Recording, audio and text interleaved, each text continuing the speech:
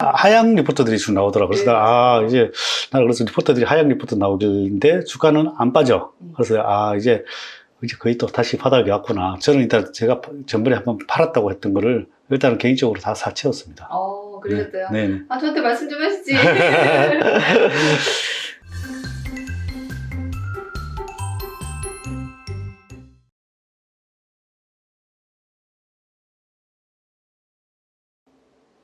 대표님. 뭐 또 찍어? 네. 이거. 1탄이 생각보다 반응이 좋아서요. 2탄이 좋아서 내가 지금 네. 안 할 수도 없네. 큰일 났네. 이거. 그러다 결석해야 될 것 같은데. 3번에 힘입어. 한번 짧게 찍겠습니다. 오늘은 좀 제일 궁금했던 거, 주식 공부하면서 제일 궁금했던 게 뭐냐면, 금리와 주식의 관계라는 게 굉장히 어렵더라고요. 그래서 최대한 쉽게 오늘 한번 설명 좀 해주시면 좋겠어요. 최대한 쉽게. 네. 자, 먼저 여쭤볼게요. 금리라는 게 이 기업의 입장에서 보면은 돈을 빌리는 거잖아요. 그러면 그 돈을 빌리는 것과 어떤 기업이 회사를 운영하는 것, 그리고 만약에 거기서 금리가 오르는 것, 이런 거에 대한 어떤 상관관계를 조금 쉽게 한번 설명해 주세요. 회사가 돈 빌린 거? 그렇죠. 일반 기업이 돈을 빌려야 되잖아요. 회사를 그렇지. 운영하려면. 예. 아무래도 이제 돈을 빌려서 대부분 다 기업들이 다 빌렸다고 보면 되지. 네. 빌려서 하는데, 그래서 금리를 보통 5%에 빌려가 쓰는데, 네. 갑자기 금리가 올라가 10% 올라가면은, 네. 원가가 많이 들겠지. 그쵸. 원가가. 그러면은, 원가가 더 많이 들면은 아무래도 이익이 더 약해질 거 아니야. 그렇죠. 그래서 아무래도 금리가 올라가면 경기에는 안 좋아질 수가 있지. 그리고 일단 금리를 꼭 기업뿐만 아니라 보통 뭐 일반 가계 대출, 뭐 주식도 대출 받아서 투자하고, 지금은 이제 저금리고, 저금리를 했다는 거는 돈을 막 어디든 투자하라는 거야. 그래서 원자재도 투자하고, 주식도 투자하고, 또 부동산도 투자하고, 이러다 보니까 이제 돈도 양쪽 하나를 돈을 막 찍어내다 보니까 그 돈들이 풀려서 사실은 실물 자산 가치가 다 올라가게 돼 있는 거야. 그런데 이제 그걸 테이퍼링이라는 거, 금리를 인상을 하기 시작을 하면 아무래도 대출을 점점 줄이겠지. 그러면 줄이려면은 이제 실물 자산을 조금씩 축소를 하게 되면서 아무래도 좀 여러 가지 기업이나 뭐 실물 자산 가치들이 하락할 가능성이 있는 거지. 그러니까 결론적으로는 금리를 싼 돈으로 기업들이 은행에 빌려서 싼 이자로 기업을 운영을 하고 있었는데 금리를 올려버리면 이자를 더 많이 내야 되기 때문에 기업에는 더 많이 부담이 되고, 그렇지. 그래서 더 안 좋아질 수 있다. 그렇지. 기본적인 개념. 기본적인 개념. 설명해 주셨고. 그러면은 그 금리가 올랐을 때 실제적으로 주가에는 뭐 부정적이다 이런 말이 있잖아요. 그렇지. 그래서 금리 뜻은 알겠어요. 그런데 그게 주가에 왜 안 좋게 반영하는지 여기까지도 또 한번 설명 부탁드릴게요. 주가에 왜 조금 전에 방금 다 설명을 했었는데 일단은 예를 들면 내가 금리가 쌀 때는 빌려서 투자를 하면은, 그래서 지금 2, 3%, 그래서 대출 금리는 한 뭐 2%대는 나오잖아, 2, 3%대. 뭐, 2, 3%대 나오는데, 그걸 해서 받아서 투자를 했을 때, 지금 현재는 자산 가치들이 많이 올랐잖아. 많이 올랐는데, 금리가 계속해서 올라가면은, 이자 부담이 세지잖아. 이자 부담이 세지면은, 아무래도 사람들이 이제 왜냐면 더 올라가다 보면은 내가 이자 부담이 세지니까 뭐다 조금씩 축소를 하겠지. 그리고 나는 지금 금리가 지금은 사실 거의 제로 금리에 가깝잖아. 그럼 예를 들면 본인이 주식 투자를 해.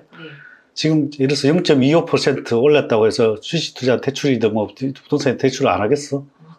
안 해? 계속 투자할 거 아니야. 그래서 지금 뭐 0.25%, 뭐 1%, 뭐 요 정도, 뭐 2% 요런 수준은 내가 봐서는 아무 의미 없다고 생각을 해. 그래서 테이퍼링을 한다, 금리를 올린다 해도 어느 정도 수준까지는 약간 뭐라고 해야 되지, 파동상에서 충격은 살짝씩 있을 수 있으나 어떻게 보면은 이게 큰 바퀴가 이렇게 굴러갈 때 중간중간에 요철이 생기잖아. 요철인데 그 요철이라고 보면 될 것 같아. 그래, 금리를 그러나 나중에 이제 금리를 계속 올리면은 요철이 이만한 게 나타나면은 멈출 수도 있는 거지. 그래서 금리가 뭐 예를 들면 한 2%, 3% 이제 올라간다면은 아무래도 좀 조심을 해야 되라. 지금은 아직 거기까지 가려면 멀었잖아. 그래서 좀 뭐 금리가 예를 들면 지금 본인이 2%에서 뭐 체감이 있어? 3% 간다고?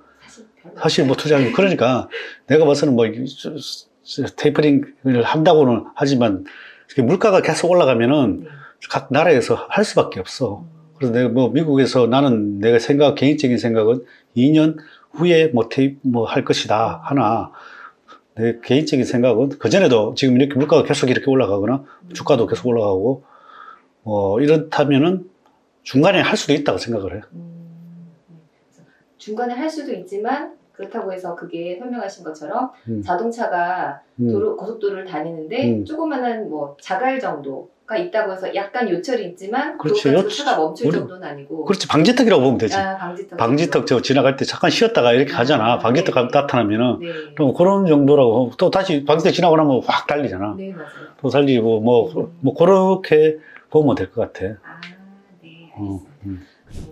자, 그리고 또 계속 금리에 대해서 공부를 하다 보면 최근에 금리가 오르면 뭐 전반적인 주식 시장도 그렇지만 특히나 이제 기술주에는 안 줄 수 있다 또 이런 얘기가 있어요. 그렇지. 뭐 기술주 성장주 쪽은 네. 아무래도 성장주라는 게 대부분 다가 이게 이익을 나면서 가는 회사들이 아니잖아. 대부분 다 이익이 나는 것보다는 오히려 미래의 가치로 해서 어떻게 보면은 네. 성장 가치로 그렇게 싼 자본을 끌어다가 성장성이 많이 빼뜨리면서 큰 막 투자를 받아서 하는데 이제 금리가 자꾸 올라가면 이제 투자를 하려는 사람들이 점점 줄어들겠지. 투자를 하는 사람이 대출을 해주는 사람들이 줄기도 하고 그 사람이 대출하기도 쉽지도 않고 이렇게 되다 보면 이제 성장주들이 아무래도 돈을 구하기는 쉽지 않고 자산 가치가 있는 현금을 많이 가지고 있는 회사들이 좀 유리하게 될 수 있겠지.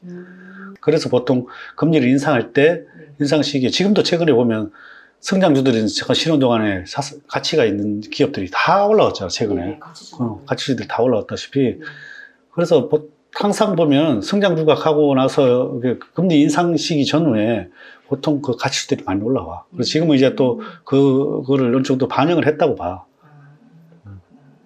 그러니까 뭐 쉽게 또 예를 들어서 보자면 테슬라 같은 경우에도 미래의 어떤 그런 혁신적인 그런 기술을 봐서 미래에 이익이 있을 만한 것을 현재 가치를 땡겨와서 그렇게 해서 막 많이 투자를 하고 그러다 보니까 주가가 엄청 올랐는데 그렇지. 실제적으로 또 금리가 또 조금씩 오르는 그런 게 보이고 하기 때문에 이제 이미 땡겨온 가치가 더 이상 이제 반영이 되지 않으니까 그렇지. 그래서 일시적으로 좀 많이 하락을 했다고 그렇게 보면 되는 건가요? 그렇지.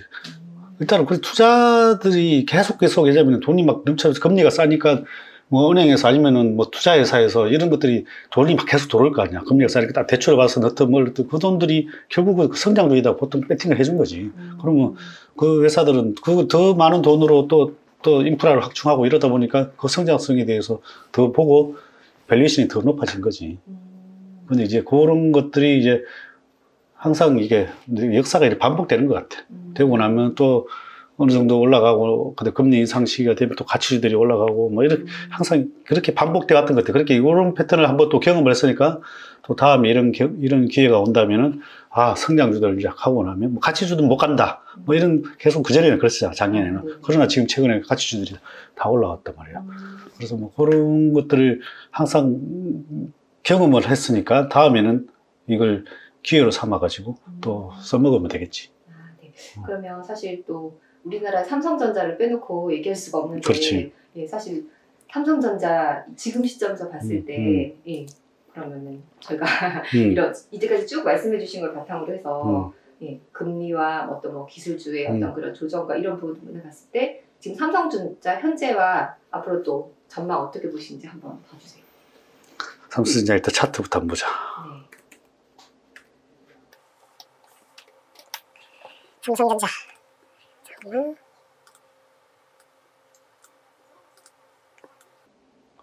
이게 최근에 1월달에 한번 엄청나게 거래가 터지면서 그때 1월달에 이후로 그걸 아직 회복을 못 하고 있어. 그렇죠. 지금 계속 박스권에 있는데 그래서 박스권에서도 거의 하단에 있어.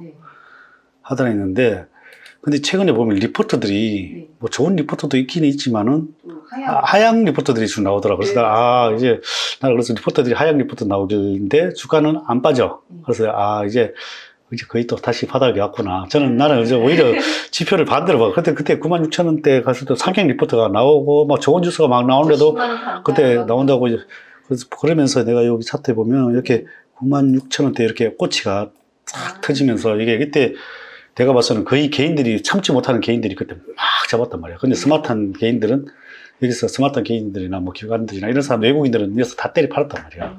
그러면 일단 주식이 팔고 나면 이렇게 소화 과정이 필요해. 그쵸. 소화 과정이 필요한데 최근에 보면 카카오를 한번 보면 네. 카카오를 보면 카카오도 웹매물을 하고 나서 네.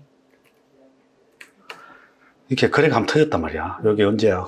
언제? 4월 달이네. 4월 15일 날. 네. 이때 거래가 짱 터지면 왕꼬치가 나왔단 말이야. 이때도 내가 그때도 있어. 아, 당분간은 가기 쉽지 않다. 좀 조정 과정이 필요하다. 그러나 결국은 상승할 것이라고 예측을 했는데 지금 이제 슬슬 이제 그걸 뚫을까 말까 하는 과정이야. 그래서 내가 봐서는 여기 차트 상에서 네. 이렇게 보면 여기와 여기 지금 이렇게 중심선에 위에서 놀고 있단 말이야. 중심선 위에서 놀고 있는데 이거는 이제 오히려 삼성전자보다는 훨씬 나은 것 같아. 지금 일단은 중심선 위에서 놀고 있으니까. 그래서 카카오가 그래서 중심선 위에서 결국은 요 왔다 갔다 하다가 위로 뚫을 가능성이 많아. 그래서 일단은 물량 소화가 어느 정도 됐다고 보여지고 삼성전자는 아직까지는 그런 거는 없으나 나는 하반기에 이 실적도 더 개선이 되면서 결국은 기관들과 외국인들 최근에 이것들 외국인들이 그전에는 계속 팔다가 최근에는 사기 시작을 했더라고. 네네. 그래서 보자. 삼성 외국인들이 얼마나 샀나 한번 보자.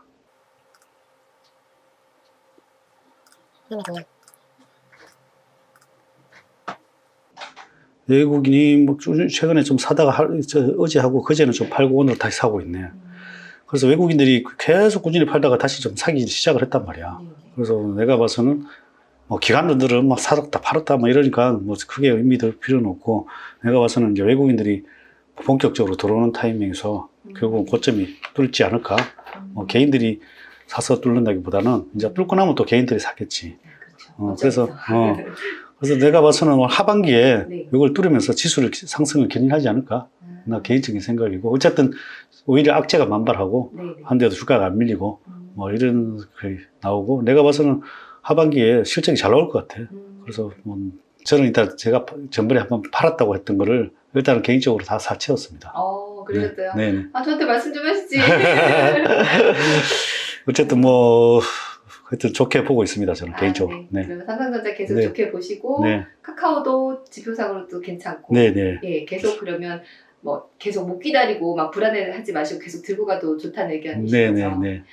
내가 뭐 우리가 기회 되면 한번 리포트 한번 만들어서 올려드리도록 하겠습니다. 네. 그럼 마지막으로 이제 실적 장세로 넘어가고 있는 시점이니까 금리 상승에 대한 그런 뭐 여러 가지 노이즈가 많잖아요. 네네. 그런 노이즈가 많아도 크게 뭐 불안해하지는 않아도 된다. 그렇죠. 한번 반대로 아까 말했다시피 주식 뭐 금리 1% 올랐다고 1% 오른다고 해서 주식 투자하는데 뭐 크게 지장이 있다고 생각하세요? 없습니다. 본인 생각대로 하시면 됩니다. 네, 알겠습니다. 바쁘신데 시간 내주셔서 감사합니다. 네, 감사합니다.